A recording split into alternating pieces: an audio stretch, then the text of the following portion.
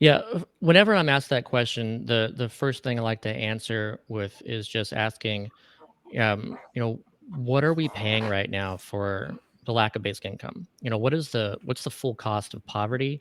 What's the full cost of high inequality? What's the full cost of chronic mass insecurity?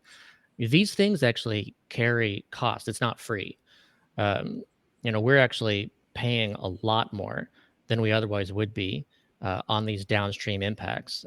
As one example that's been calculated in the US, we're spending over $1 trillion a year on child poverty alone. And we could completely, reduce that to zero if we wanted to through a basic income. And again, one of the programs that we did during the pandemic that we could learn from was the enhanced child tax credit that cut child poverty by about 40%. And then when it expired, child poverty more than doubled as a result.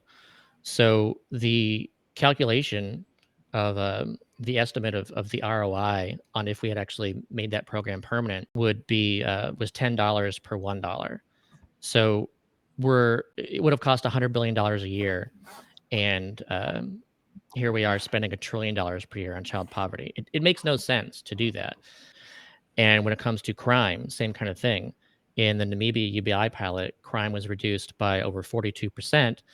And in the Dauphin saturation pilot in the 1970s, overall crime went down by 15%, and violent crime went down by 37%.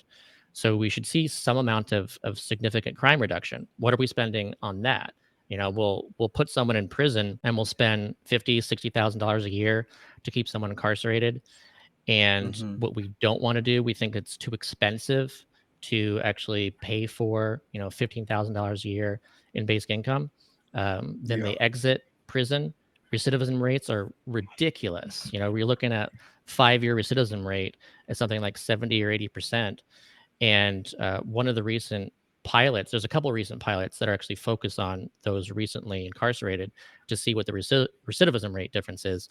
And the 1 year recidivism rate difference in one of these pilots is 0%. So zero of the participants went back to prison within that year, thanks to having a basic income. And so, how much money will we save via that, via a dramatically lower recidivism rate?